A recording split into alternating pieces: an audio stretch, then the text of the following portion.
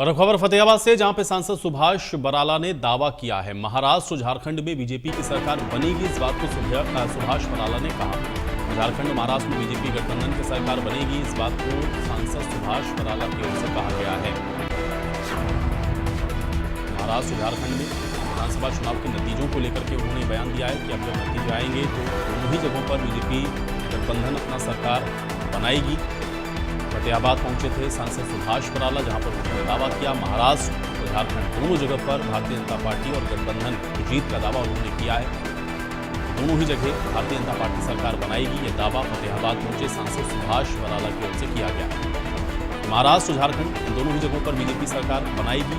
झारखंड और महाराष्ट्र में बीजेपी गठबंधन की सरकार बनेगी, इस बात को सुभाष बराला ने कहा है। गठबंधन की जीत होगी दोनों ही राज्यों में। गठबंधन में आपको बता दें कि सरकार बनेगी, इस बात का दावा सुभाष बराला ने किया। से जिस प्रकार से हरियाणा के चुनाव के बाद जो परिणाम आया है, उसमें पूरे देश भर में एक ये संदेश गया है कि भारतीय जनता पार्टी की केंद्र की सरकार भी, प्रदेश की सरकारें भी जन कल्याण को लेकर के बहुत गंभीर हैं।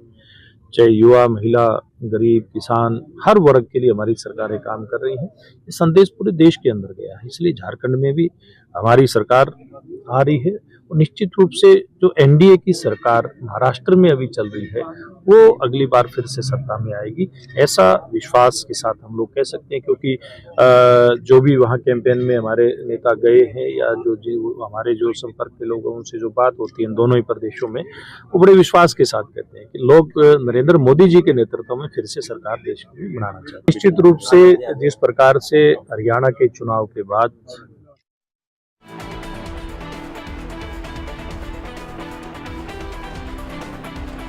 चुनाव में कांग्रेस की ईवीएम हैक के सवाल पर भी सुभाष बराला ने बयान दिया। जनता ने बीजेपी सरकार के किए गए कामों पर मुहर लगाई। बिना पर्ची बिना खर्ची के हमने प्रदेश में नौकरियां दी, इस बात को सुभाष बराला ने कहा। कांग्रेस की आपसी गुटबाजी भारी रही और यही कांग्रेस की हार का कारण बना है। तो सुभाष बराला ने यह बयान भी दिया है। कांग्रेस में आपसी गुटबाजी के कारण कांग्रेस हारी है, जबकि बीजेपी अपने काम के दम पर जीती है। कांग्रेस की ईवीएम हैक के सवाल पर सुभाष बराला की ओर से प्रतिक्रिया दी गई है। कांग्रेस ईवीएम हैक के जो बातें कही, उस पर उन्होंने पलटवार किया कि जनता ने बीजेपी सरकार के किए गए कामों पर मुहर लगाई। बिना पर्ची खर्ची के हमने प्रदेश में नौकरियां दी। देखिए, कांग्रेस पार्टी अपनी जो हार है, उस हार को पचा नहीं पा रही है।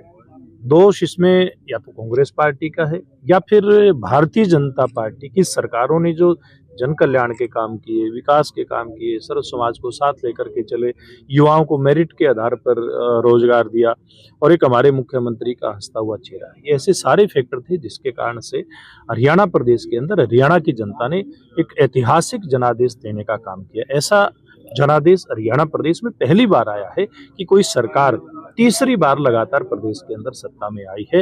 ये हरियाणा की जो हमारी भारतीय जनता पार्टी की सरकार, जो पूर्व में मनोहर लाल जी के नेतृत्व में चली, वर्तमान में नायब जी के नेतृत्व में चली, इसकी जो नीतियां थी उनके ऊपर हरियाणा प्रदेश की जनता की मोहर है। अगर कोई बात इसमें फैक्टर अगर कोई हम काउंट कर सकते हैं, वो कांग्रेस पार्टी ने जो एक ऐसा रवैया अपना रखा था कि उसने जनता के बीच में जाना नहीं है।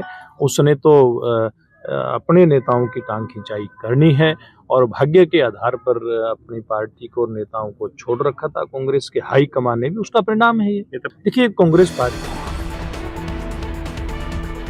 वहीं नेता प्रतिपक्ष को लेकर के भी सुभाष बराला ने बयान दिया। विधानसभा का पहला सत्र बीत चुका है, कांग्रेस अभी तक नेता प्रतिपक्ष का ऐलान नहीं कर पाई।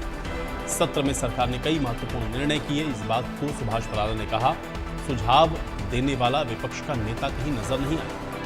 तो नेता प्रतिपक्ष को लेकर के भी उन्होंने निशाना साधा। उन्होंने कहा कि एक विधानसभा का सत्र निकल गया, कई महत्वपूर्ण बिल सरकार ने पास किए, लेकिन सरकार को सुझाव देने के लिए प्रतिपक्ष का जो नेता होना चाहिए वो कहीं नजर नहीं आता। ये बड़ा बयान है सुभाष बराला की ओर से नेता प्रतिपक्ष को लेकर के दिया गया, जिसमें उन्होंने कहा कि कांग्रेस अभी तक नेता प्रतिपक्ष तय नहीं कर